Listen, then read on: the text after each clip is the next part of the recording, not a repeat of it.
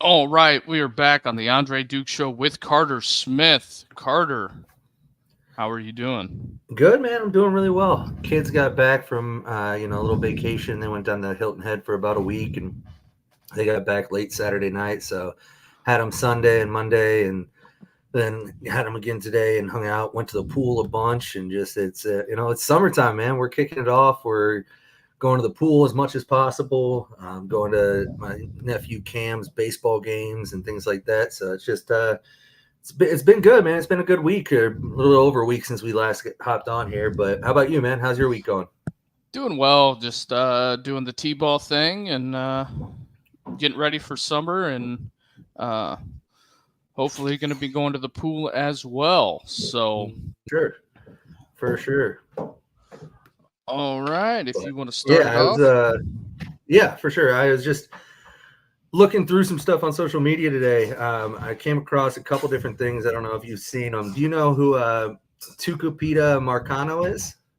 No idea. No idea. Okay, so this is a wild story. He's a infielder, I believe, for the Padres. Young guy, but he's been around for a little bit, and he got banned for life from Major League Baseball Let me guess. because he. Yeah, go ahead. Gambling?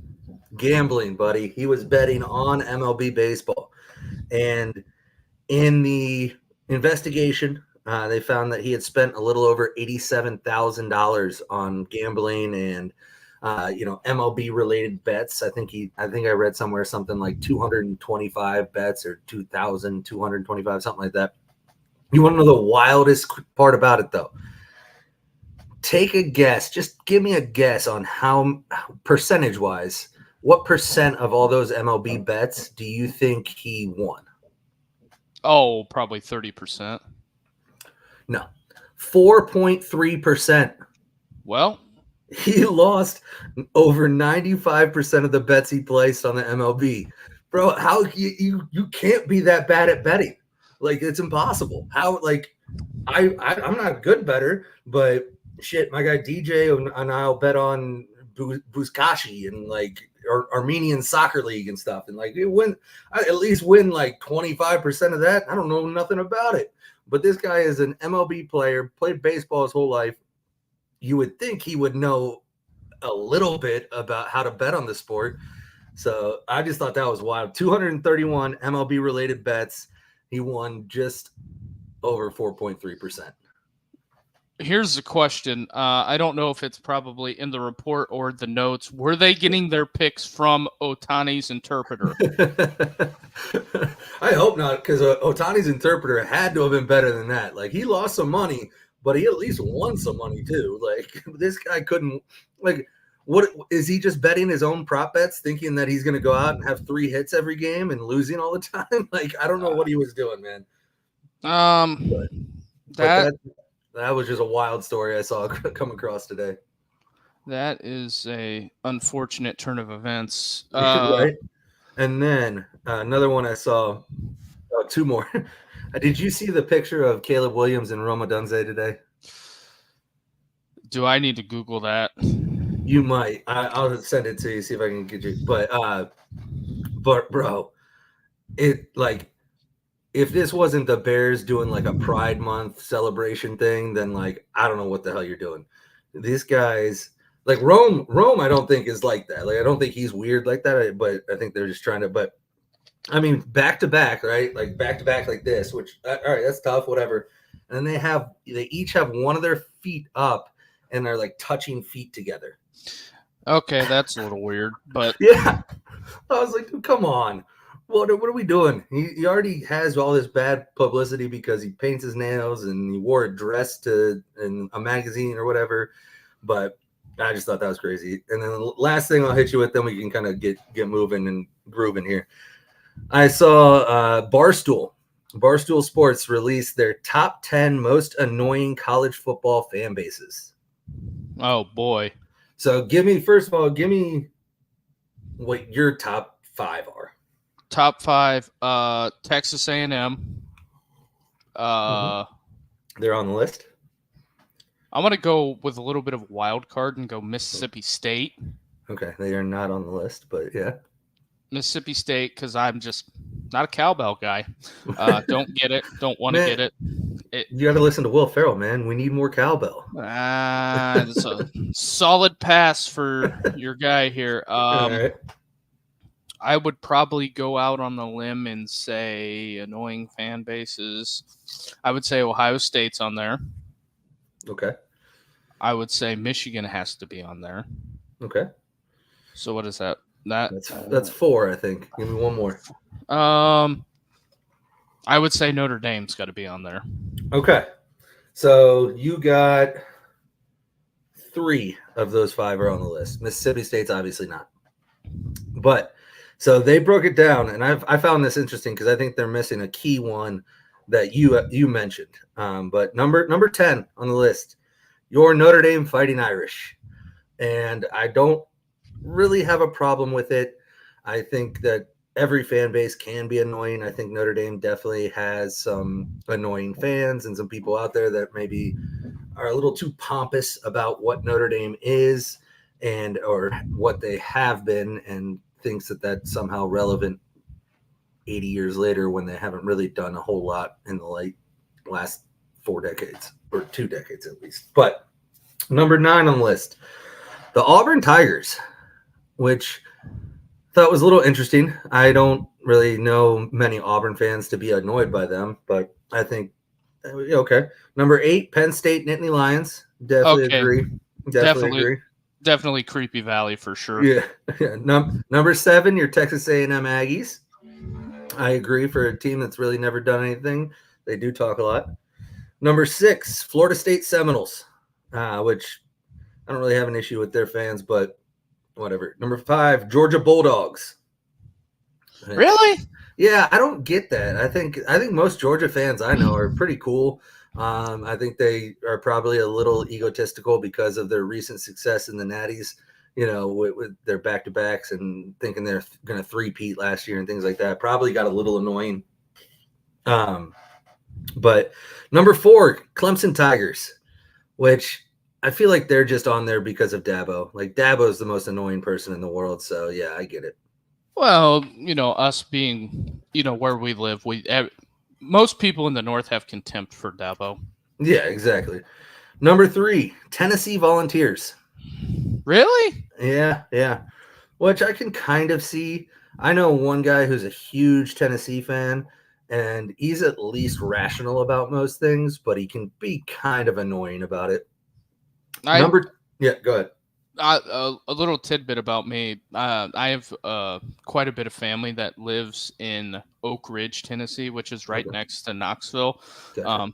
They probably will want to shoot me after this, but the Tennessee fan base, because I grew up with him, my grandpa was a huge Tennessee fan. He grew up in Woodbury, Tennessee, which is like 2 hours south of Nashville in the middle of nowhere.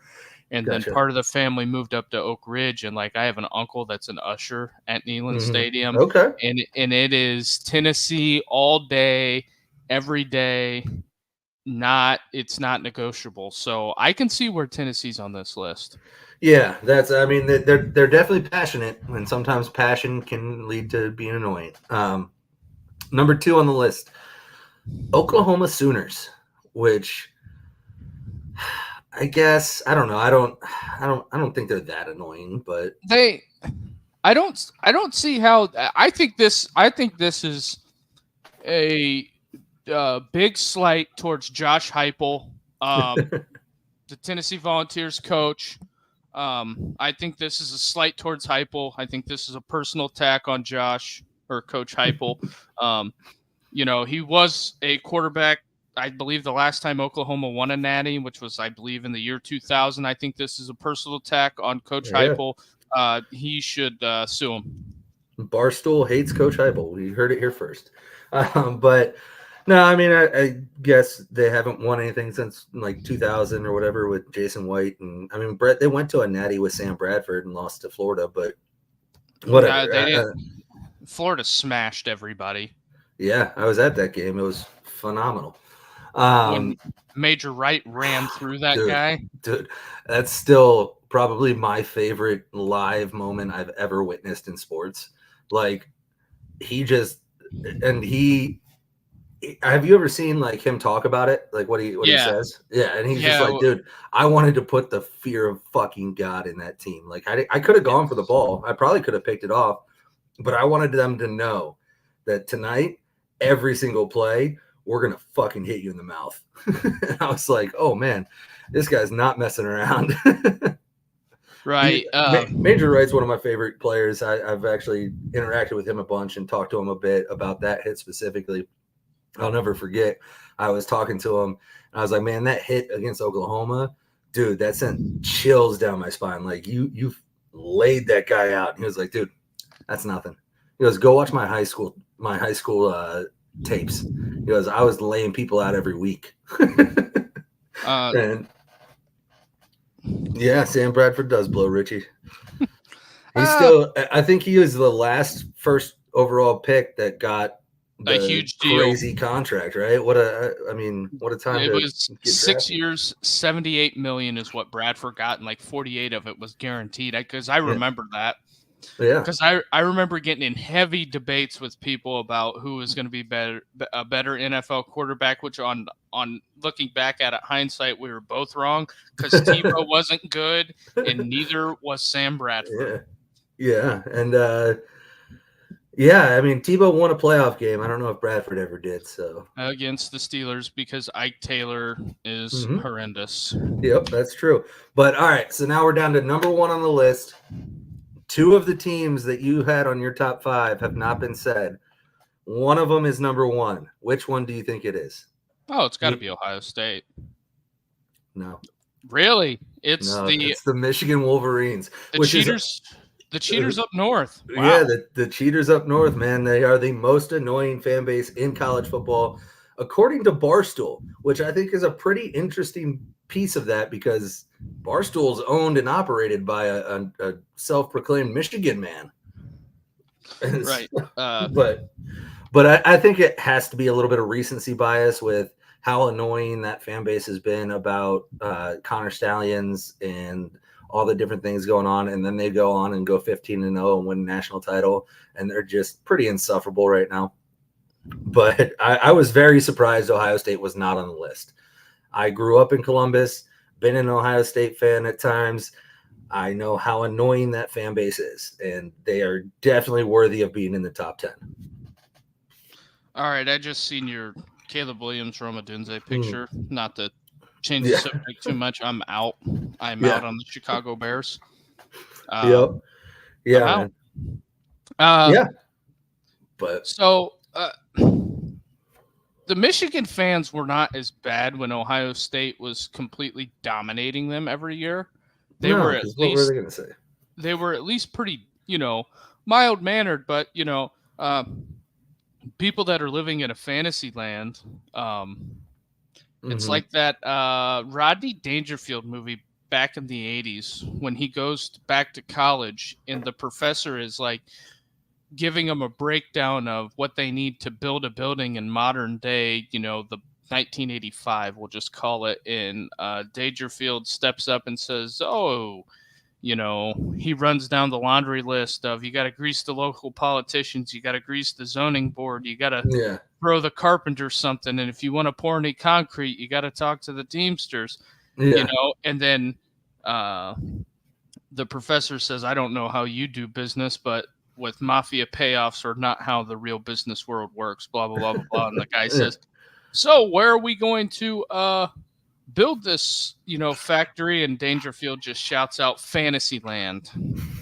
That's what I feel like the Michigan fans are living in is Fantasyland. Yeah. If you don't think they cheated, if you say they won it fair and square, I don't understand. It's going to be a 40-game window is from what I've heard and what I've seen, a 40-game window. And that's something that Kirk and Nevada are all over there on Buckeye Scoop talking about it. And I don't think it's going to be good. I think it's going to send them back. And I think there's a reason why Tony ended up at Michigan, because he's going to be the head football coach of the Michigan Wolverines. Good, bad, or indifferent, he's going to be about the only one left. Because everybody else is either getting a show cause or they've been kicked out of the program for drinking and driving. And I'm talking support staff and coaching staff. Oh yeah, no, I agree. I mean, I interact with a lot of Michigan fans on a almost daily basis, and some of them are very normal and level-headed, and they understand that the Connor Stallions thing was a competitive advantage, at least to a degree. How much of a competitive advantage can be a debate between people that actually know, which is not any of you fans. You guys know nothing about what that does. That's a debate for people that are in the industry and that work in that industry every day, like coaches that might have something to say about it.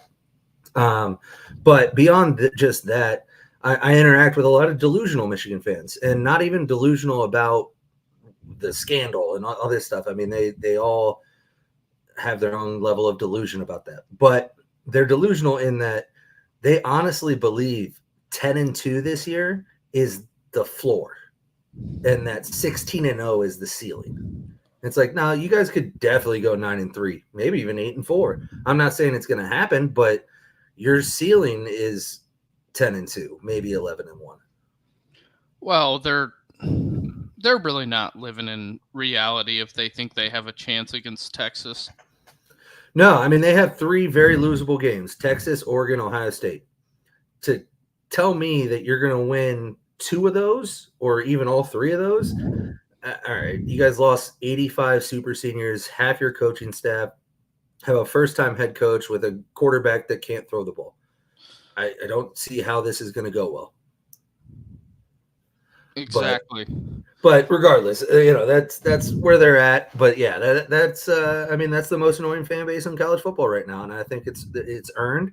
I do think Ohio State should have been on the list, maybe instead of some of the other guys, their other teams I mentioned, like even Florida State. But I think Florida State is just, they've been beaten down so much. So, well, yeah, maybe they're so annoying right now because they're so upset about not getting in the playoff that it's starting to annoy people.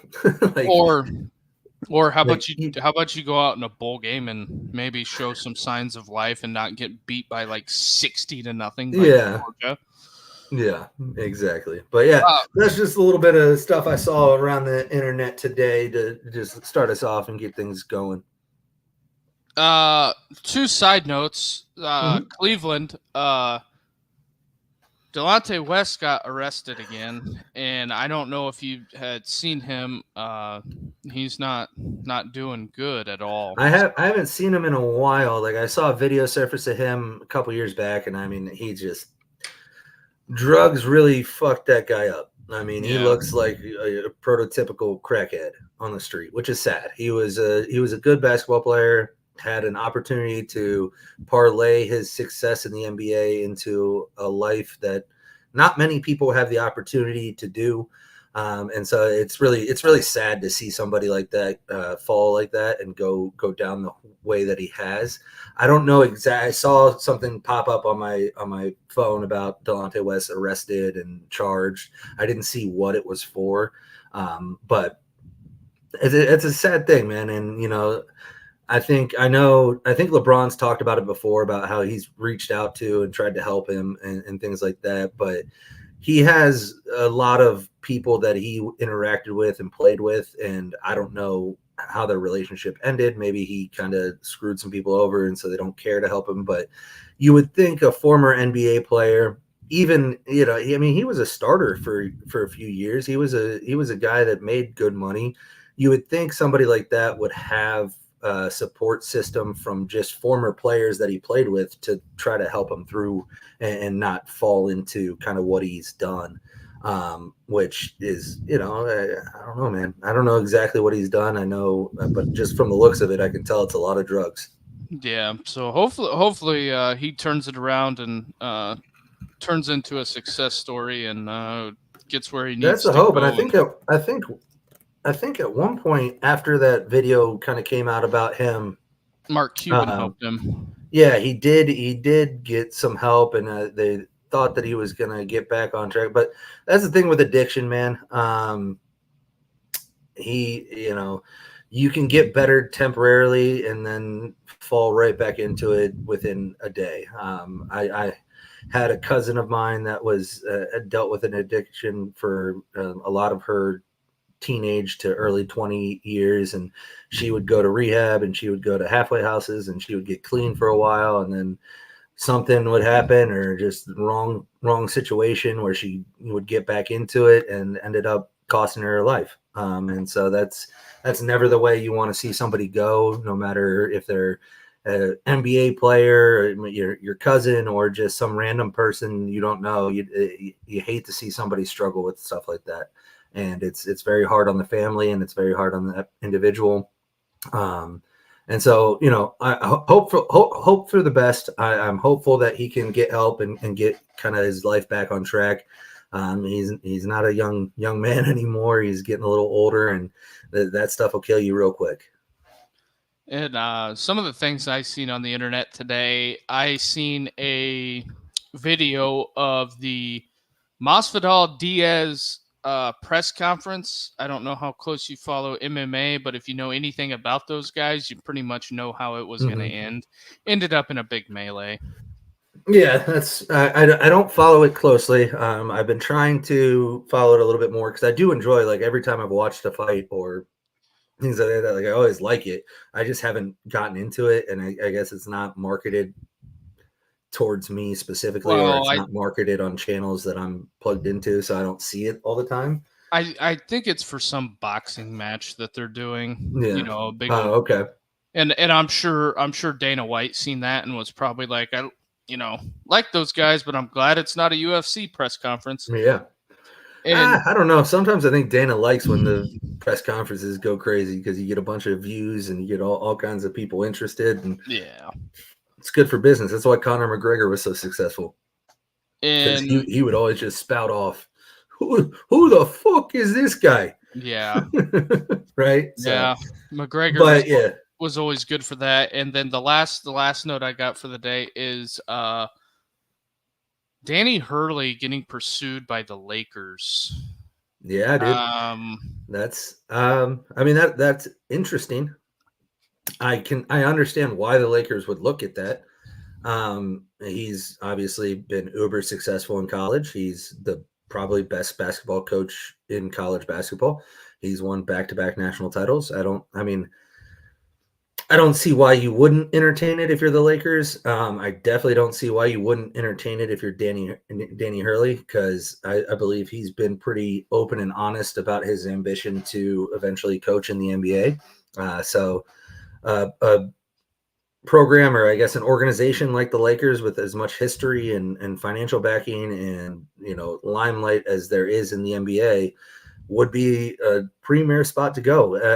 Unfortunately, I don't know if his coaching style translates to the NBA. I don't know enough about him, but everything I've seen, he strikes me as a very college coach. And the reason I say that is he strikes me kind of like Urban Meyer, or like somebody that's kind of hard on the players, gets them to buy into the message and the program and the work and all that. And that's just not the NBA, man. Those guys, they're making 40, 50, 80 million, $100 million a year. They don't fuck you mean I got to run laps. Like, I'm LeBron James, man. I'm 40 years old. I'm not running. Exactly. Inject controversial topic. Me personally, I wouldn't want to coach LeBron James because he ain't going to listen to you. And when he's hiring and firing coaches, I think I'd rather stay at Connecticut. I mean, I get it. It's generational wealth. Yeah. But I think at the University of Connecticut, I would say that's John Calhoun was there forever. Mm-hmm. And very successful. I mean, won natties, And if it was me, I think I would stay in Connecticut. I would stay. Yeah, I think so. I think if Hurley takes the job in LA, I think it's because LA knows Braun is gone. That would be now. that's an interesting caveat. If I'm Coach Hurley and I talk to Jeannie Buss, I would say, okay, I'll come. No LeBron. Yeah, I mean that. I think it would be more so of Jeannie Buss going to him like, "Hey, LeBron's leaving. I need you to come in and build a culture here, like you did at UConn." Because it would be hard for a coach that's unproven in the NBA to go to Jeannie Buss and say, "I'll take the job," but the best player ever potentially or second best player ever you need to ship out of town. Like that's I don't care who you are. You're not LeBron's proven it. You're not getting rid of LeBron. He's getting rid of you. That's just holds all the power because of his star power, because of his name, because of his legacy. And I think if he comes in and sits down with LeBron and they are on the same page about how to move forward, it could work with the understanding that LeBron is above everybody. Like LeBron is his own I'm gonna coach these guys hard as fuck. I'm gonna let you do your thing. And if they say anything, I'll just be like, dude, that's LeBron fucking James. Yeah, he can do his own thing. Yeah, and that builds a culture that I don't like. But I'm just saying. And the thing is, here's the thing. Like I said before, when we were talking about the Kentucky job and Hurley maybe going to Kentucky, I know for a fact he was offered $14 million a year at Kentucky. So if he's considering leaving UConn for LA, I guarantee that number is 20. Well, Popovich is getting 16, as Siski and McCready reported today, because they brought that up on their show, and I think it was either Neil or Tyler ran down the complete numbers on all the NBA coaches that I was watching earlier today, and I mean Hurley's making like $5 million right now. I think he just got bumped up. I believe, didn't he just sign an extension? So he's probably making like 6 or 7. But still, Kentucky offered to essentially double his money and give him, I think it was 4 or 5 years. If he's actually considering LA, that deal is going to be 6 years, $100 million. Yeah, and you, dude, you cannot turn down $100 million when you're making 20 over the next same amount of time, or the next 4 years or whatever. Well, I mean, that's just insane. And the future earnings at UConn, you're never going to make that money at UConn. You're never going to make $20 million a year. You're never going to make $100 million over the next 6 years. At some point, an opportunity has to come along that you go, dude, I love UConn, but there's no way I can pass this up, right? And if you're in that high of demand, that could be the LA Lakers. The problem I have with it is that whenever you make a switch like that, is it good for your family to move coast to coast? I'd have to look at his family situation. I don't know how old his kids are, but dude, money solves a lot of things, and kids are extremely resilient. So my mom and her family lived it, man. They lived in, they were in Mansfield, then Tampa, then Ames, Iowa, then all over. I mean, they moved every couple of years until he got to Ohio State and was here for 9 years. And the thing about it is, you as kids, as a coach's kid, man, that's just part of the job. You as a coach, that going in. First of all, your job security is never as good as you think it is. You can get fired tomorrow.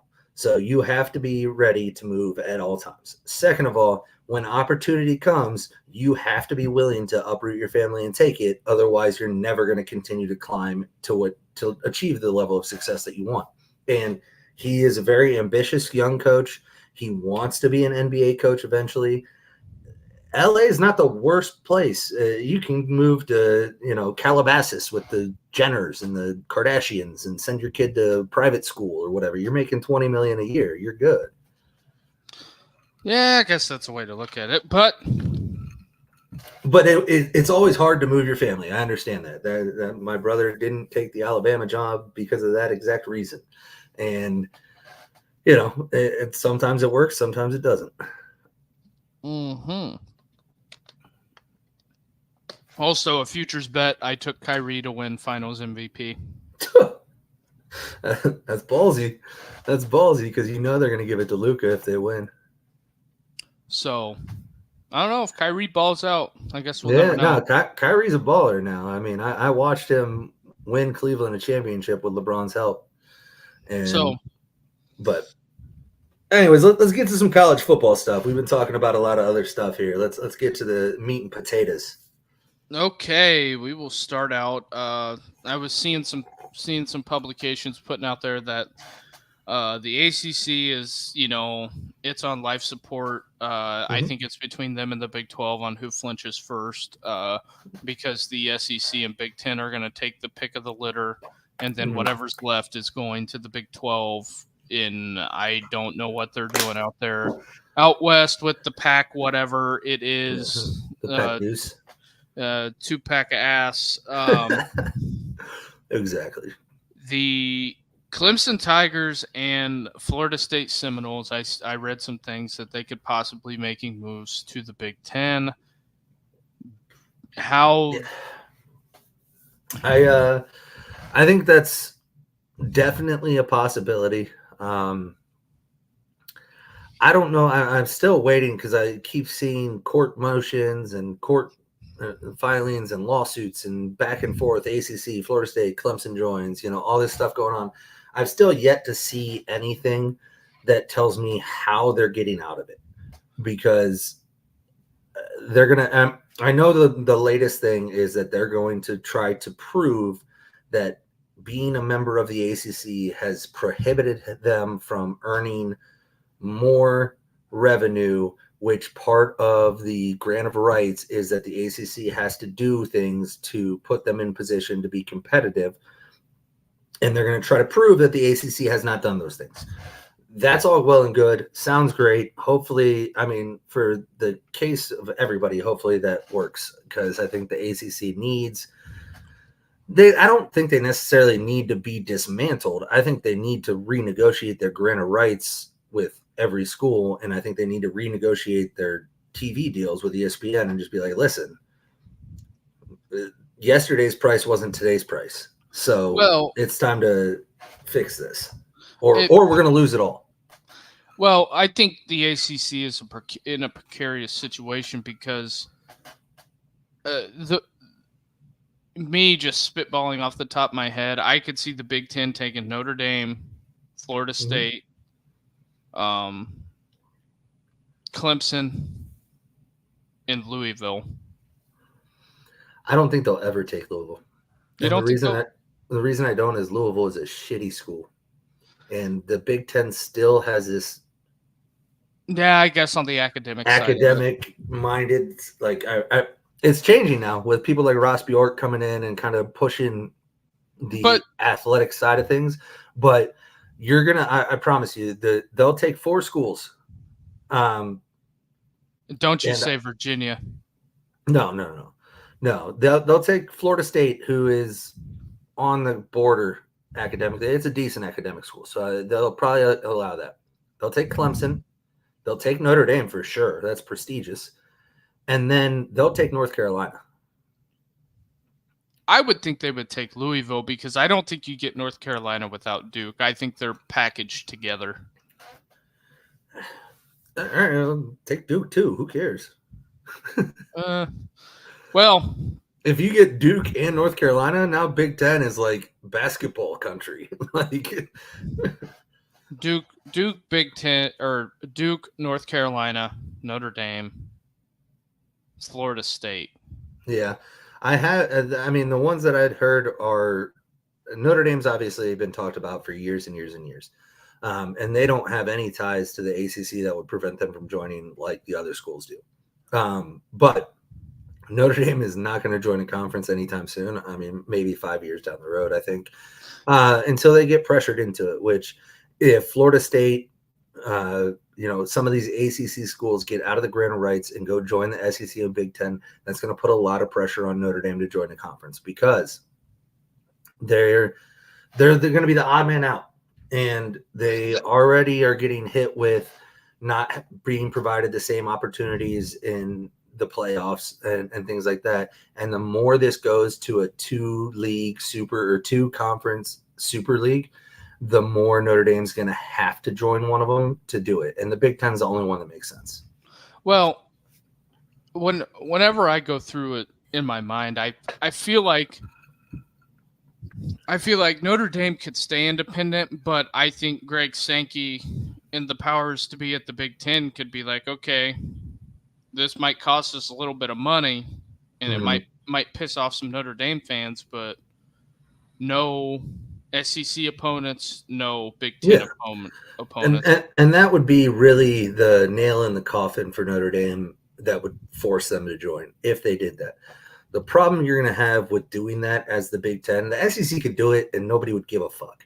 Notre Dame would be like, cool, we don't get to play Alabama. Well, they don't play. Exactly. We don't play. They don't play those schools anyway. I think it would be more the Big Ten. If the ACC schools join the Big Ten and the Big Ten says, hey, you're not allowed to play any of our schools, then Notre Dame would be in a very tough spot because you're talking about all their rivals plus all their ACC opponents that you were playing for the past couple years and all their historic Big Ten opponents that they play every so often now. Like they used to play Michigan, Michigan State, Purdue every single year. And they don't play them every year anymore. They still play them here and there. But if you took that away, and I mean, what you're talking about a schedule with Big 12 and the remnants of the Pac-2 and the ACC and the MAC. Yeah, that's not going to fly for Notre Dame. Service academies, Big 12, the whatever remains of the ACC and Pac-2. Well, that's not a schedule that is going to fly at Notre Dame for the fans, for the boosters, for anybody.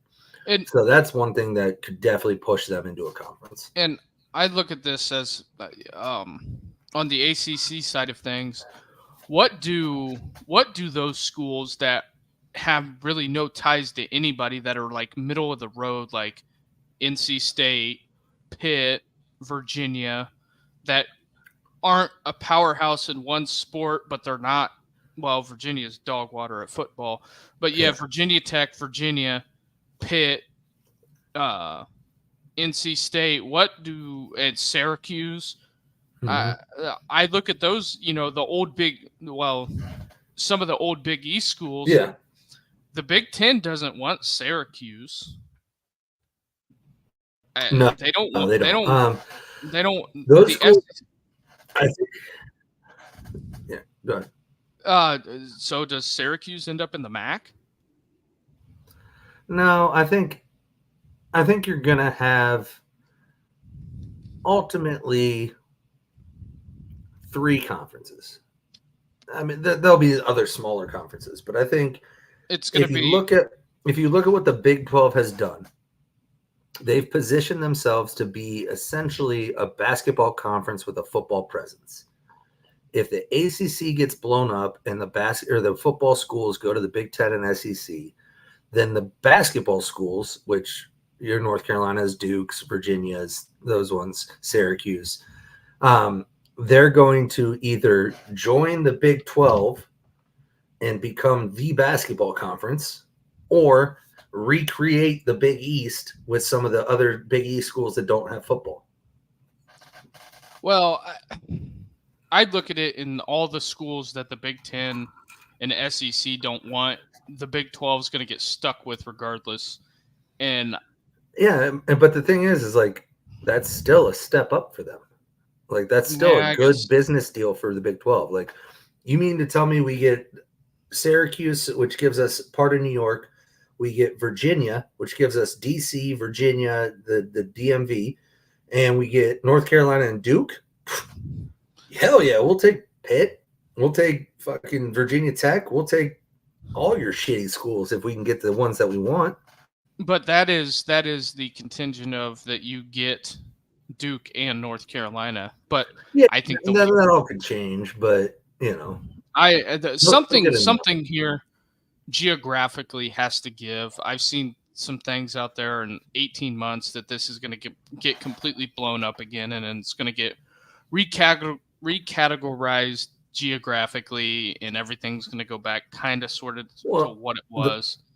The only way that happens is if the conferences sign off on it and the conferences elect a governing body that has the power to do that. Like the Big Ten is not signing off on losing USC, Oregon, Washington. They're not signing off on that unless they know that it's also going to get them Kentucky and, like, you know what I mean? Like there has to be, the Big Ten and SEC run everything right now. Like they are the ones that run it. And so if you can get them to sign off, it's going to take both parties being willing to lose pieces they don't want to lose in order to make it work better for everybody. And right. I don't know how that happens, but eventually it'll look totally different. I mean, if there's anything I know about the landscape of college athletics right now, it's that what you and I are talking about today, 18 months from now, will be totally irrelevant and different. Because if you would have told me that the Big East was ever going to fold, I would have told you were nuts. But yeah, happened. and in other notes, Billy Napier was asked a couple days ago at a press conference. He wouldn't give any details on specifics, but he was pressured for a comment on Marcus Castro Walker and his time on the coaching staff at Florida. Yep. And from a lot of what I've read that is out there on the internet,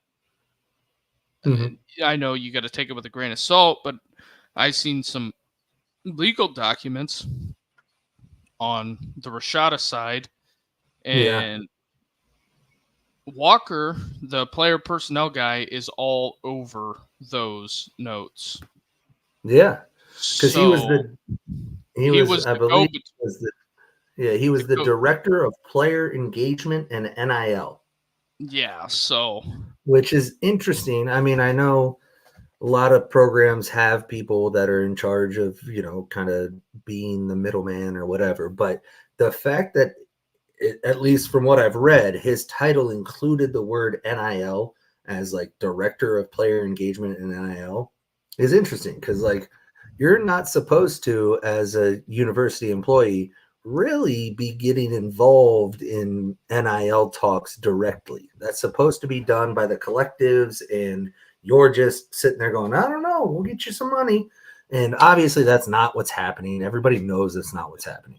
Yeah, well, we all know it's pay for play. Yeah. But on that note, I looked into him a little bit, and there was an NCAA investigation that I couldn't find any of the specifics on the documents to see if he was involved, but he was at Arizona State when the NCAA was passing out show causes like candy, and then he pulls up in Florida, and now we have this.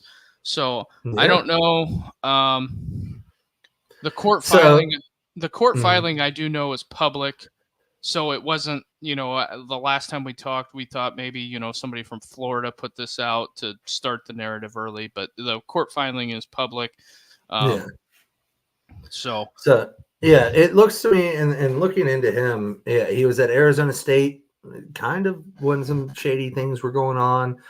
He was at Nebraska for a little bit, and it looks to me like, and obviously the court documents are all public, so anybody could have found this anyway, but the fact that he is being named so much in the court filings is he was put in place to be the buffer so that if something like this happened, they would have a fall guy.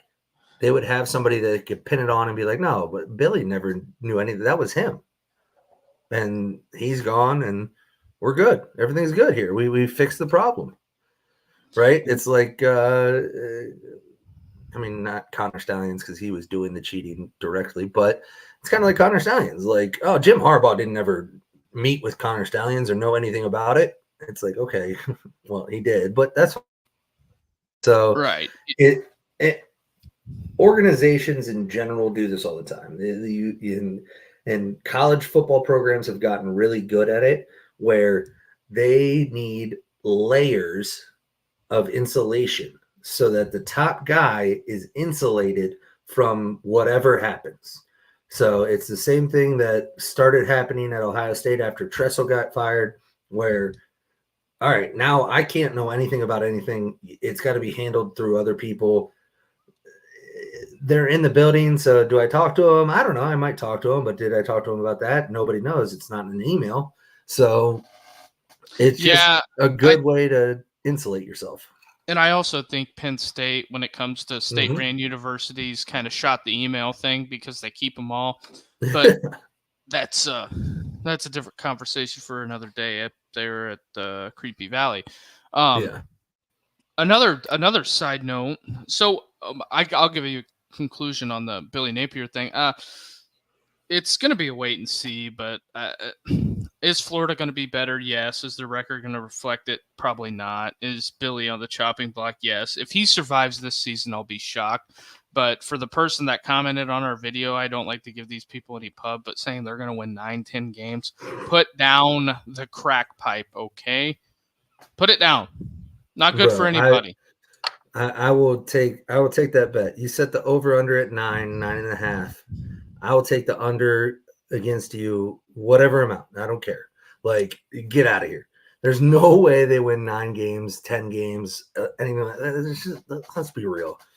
Like, they're gonna either start DJ Lagway, a true freshman, or Graham Mertz, which we're in Big Ten country. I know Graham Mertz, man. You're not gonna like it.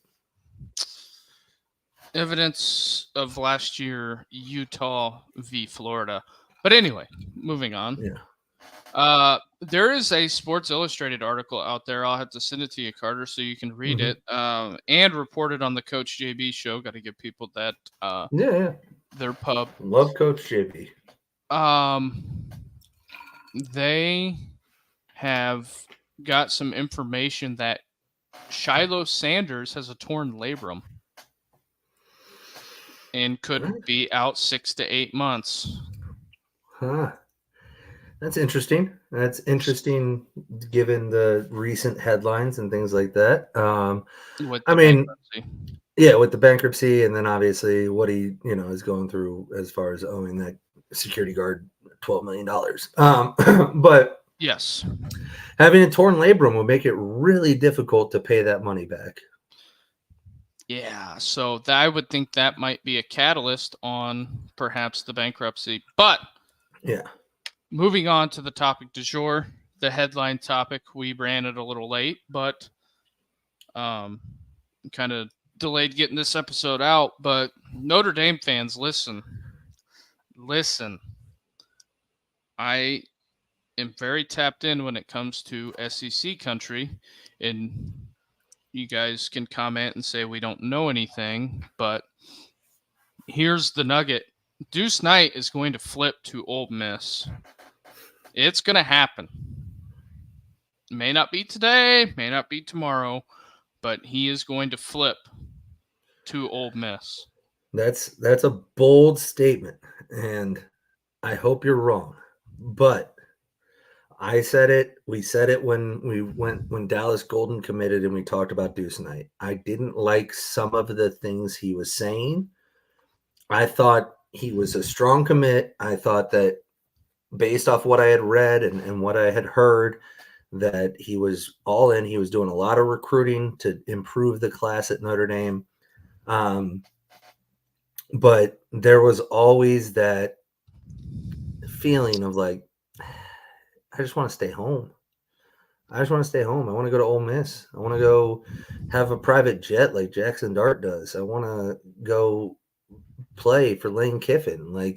And I'm not saying it's a done deal like you are, but I've heard a lot more. It's picked up a lot of steam. Well, when did we do that episode about Dallas Golden? Whenever he committed, it was a while ago. Like 5 weeks ago or something like that. 4 or 5 weeks ago, I think. I don't remember.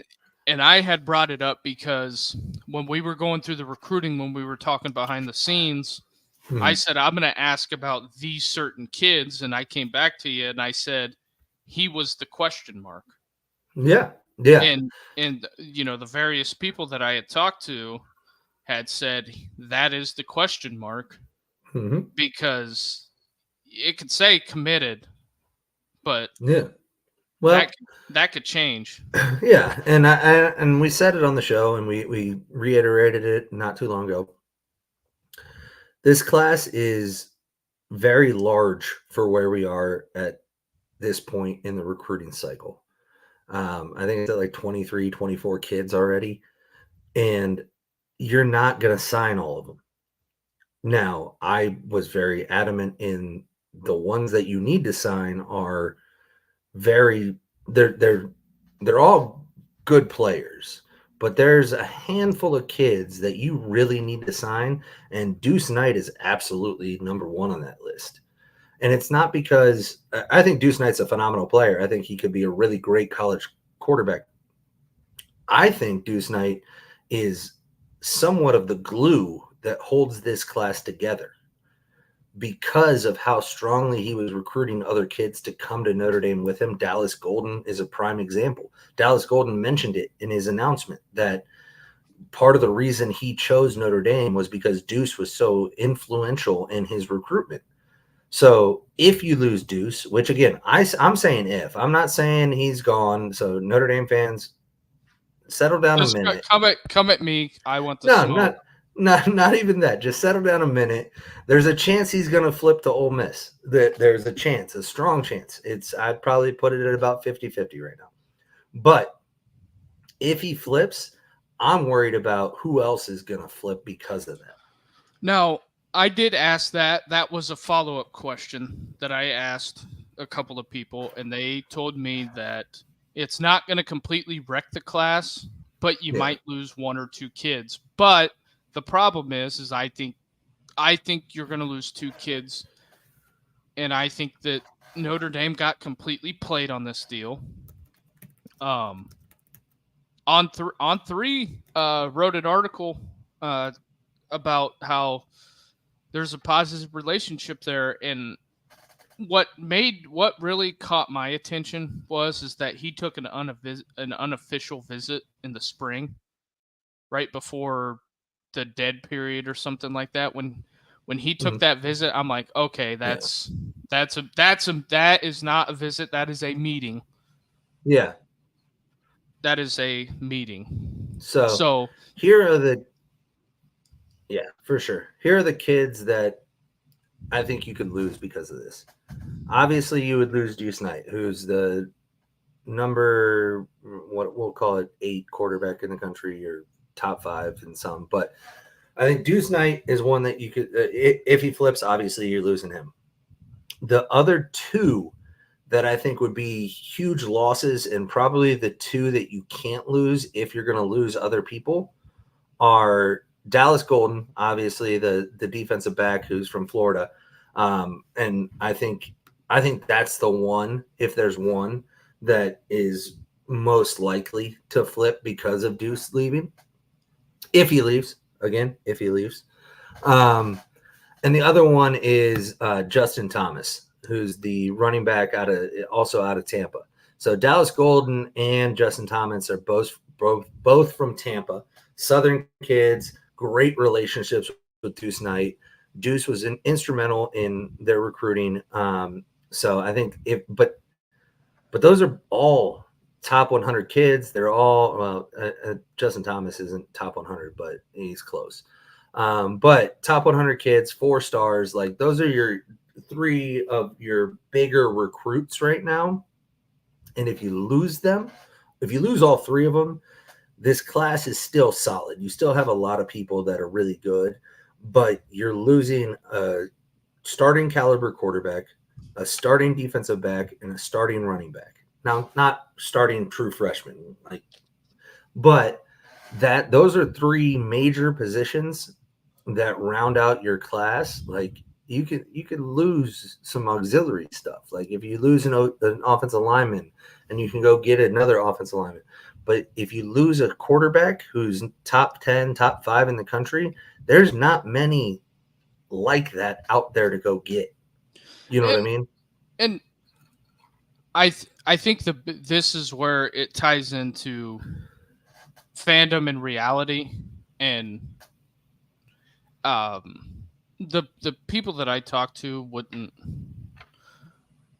lie to me about something like this, Yeah. because I had been pestering them for a while to get an answer on this situation. Mhm. And I think that the reason why I pushed so hard to get this answer was to get it out there, because when it inevitably does happen, it's going to be the sky is falling and people are going to freak out and blame Marcus Freeman. And this isn't Marcus Freeman's fault. No, no, it's not. And also, if it does happen, and I'm going to reiterate the if again, it hasn't happened yet. There is still a long race to be had here. So even if he decommits, like the receiver from LSU who just took a visit to Ohio State, he's taking a visit to LSU next week. It's not over. You could still get him back. You just have to figure out what is his thought process. What is the reason why he's no longer so confident in being Notre Dame, right? And if it's a bag, go get him a bag. Well, you're Notre Dame. You got money. Go get him a bag. I don't think money has anything to do with it, because of the conversation that I had. Yeah, no, I'm not saying it is, but I'm saying if it's a It's bag, go get him a bag. If it's he wants to be close to home, explain to him how easy it is to be close to home. Like kids nowadays, this was a big thing back 20 years ago. Kids being afraid to be away from home because their parents couldn't come see them play. Motherfucker, we got jets and shit. Your mom can be at every game. I'll fly her out myself. Like, it's fine. We can do this. Like, I'll never forget Trayvon Grimes came to Ohio State because, you know, he was recruited well and sold on everything that Ohio State could provide for him. And then, unfortunately, his mom got cancer, and he, you know, transferred home to be with his mom. That's okay. That happens. But when he was deciding between Florida or Ohio for his school, he was constantly saying, I don't know if I can leave my mom, man. Like, I don't know if I can do that. Like, and Urban and everybody was like, dude, even if you go to Florida, you're not going to see your mom. Like, you're going to be so busy with school and football that you're not going home on weekends. You're not doing that stuff. But she can drive to Gainesville or to Tallahassee to go to a game. Guess what? She can fly up to Columbus on our dime. Like, it's fine. We got this. We'll figure it out. We'll put it. I mean, there's loopholes for everything. Freaking some booster will be magically in his city right before he goes back to Columbus, and she'll happen to be on the plane or whatever. But kids are getting over that. But that's also a part of the reason why you see a lot of kids transferring to Oregon after they go elsewhere, because after you go to college for a year, you realize that distance isn't that big of a deal. So there's ways to sell it. I'm not saying it's going to work. I'm not saying that Deuce Knight is going to stay committed to Notre Dame or end up at Notre Dame, because Ole Miss has a recruiting pitch that nobody else has. That is, we're in your backyard. But if Notre Dame has the level of recruiters that I think they have, and Marcus Freeman, Mike Denbrock, and those guys, they'll be able to combat that recruiting pitch and explain and physically show him and have him talk to kids that are from down south, that are from other places, that say, dude, it's easy. I see my mom all the time. Now, this is the last bit of info that I'll provide on this. When I was having this conversation, I was told that I brought up all those points that you brought up, Carter. Yep. And I had brought those up, and I said, well, what do you think about, you know, everything you laid out? And that person told me, he says, it doesn't matter, This is the SEC. If we want them, we'll get them. Oh, I love that arrogance, man. But I love that. But the reason why I say that, because if you go through, because I made sure and done a lot of research before I put this out, and if you go through Louisiana, Mississippi, and Alabama, go look at how many northern schools signed a top 10 kid out of those classes. Oh yeah, I believe that. And that is the data point that I used on it, because nobody north of Knoxville's got anybody from out of there. And Ryan Day just got one committed, and that's the first one. I think Kirk put it out there when we got that kid committed. It's the first one in like 15 years. So that's the problem, because down there they built a fence around that, but you don't really see them coming up into Ohio taking our kids either. Well, and you're also talking about 3 states that historically don't put out as much talent. Like they put out good talent. I'm not discounting their high school football or anything like that. But I see Ohio State go into Florida and get whoever the fuck they want. But they go into Georgia and get whoever the fuck they want outside of a couple kids here and there. But my thing is like that SEC arrogance bothers me. Like, oh, we're the SEC. If we want them, we'll get them. Yeah, you wanted Jeremiah Smith real fucking bad. You didn't get him, did you? I think, and this is what I think in my mind, I think Florida and Georgia are different because, see, that's what killed Mark Richt at Georgia, was when Dabo got in charge of Clemson, he went and raided Georgia. Oh, yeah. And that is... But Georgia got good, and Clemson don't get any of those kids anymore. And you look there, you know. Yeah, well, the landscape of college football also changed because Dabo doesn't do NIL or transfer portal, so he's not getting shit.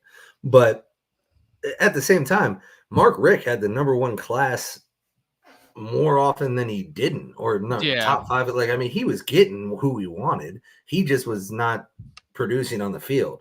But I agree with like Mississippi, Alabama, those states that produce lower volume of good players. Those guys stay in state. That's for sure. And that's something that I've critiqued Ryan Day on, and I've critiqued other coaches on, is if you are the in-state powerhouse, the first thing you do is build a wall around your state. Nobody's leaving. Anybody that I want is coming to my school. That's just non-negotiable. And then I will go outside of that state and I will pick and choose who I want, and I'll lose some to their in-state schools or to Alabama or whatever. But the last thing I'm doing is losing an Ohio kid to any other school. And that's something that Michigan's struggling with right now. Michigan has 3 top quarterbacks in the past 3 years that were in state, not far from Ann Arbor, haven't landed a single one. And that's going to be a problem for Sharon Moore if he doesn't fix it. And Ryan Day is the same, but Ryan Day's fixing that. I say Trayvon St. Clair's a pretty good get. So that's an in-state guy. I guess with that, you ready to wrap it up? Yeah, absolutely. I mean, I guess final thoughts on all of that. The sky's not falling. It'll be fine either way. Deuce Knight leaves. It's Notre Dame. They'll get some guys. They'll figure it out. It might be a down year at quarterback, but there's 45 other ones next year. And you guys and Notre Dame has quarterbacks. So it might not be great to miss out on a year of elite quarterback recruiting, but if you get the right guy next year, it'll be okay. My final thought on Deuce Knight flipping is it is the imminent doom that is coming. It is the shadow. It is going to happen. Y'all roast this guy when he signs that letter of intent. Like, just roast him because he is so sure. And I'm telling you, There's a long race ahead. It's not done yet. It will be not a bad day. It'll be a gut punch to Notre Dame fans, and Deuce Knight wearing the blue and gold. I'll be the first one to admit that I was wrong, and these are again 18-year-old kids, but the information that was given to me is that it's an imminent doom that is coming. I don't think the sky is falling, and I also do not think that this is 150% on Marcus Freeman. You're asking a kid to go upwards of 900 miles away from his house, opposed to 73 miles away from his house. So that is also another thing that comes into it. We got private jets and shit too. Like, don't worry about it. So, with that being said, that is tonight's show. Everybody have a good one. Make sure you hit the like and subscribe. And we are on, if you don't want to see our faces, you can listen to the audio version as well. Spotify, PodBean, Apple Podcasts, we're everywhere. Like, subscribe, retweet, whatever the fuck you got to do. Get the algorithms going. Blow it up. And we, depending on what Carter's schedule looks like, we might go live on TikTok this weekend. Yeah, maybe. Sure. Maybe we can I got my kids, but we can have them do it too. Yeah, maybe we can get that. Maybe we can get that figured out at some point in time, because you never know. But yeah, for sure. With that, everybody have a good evening, and we'll talk probably next week. Sounds good. All right.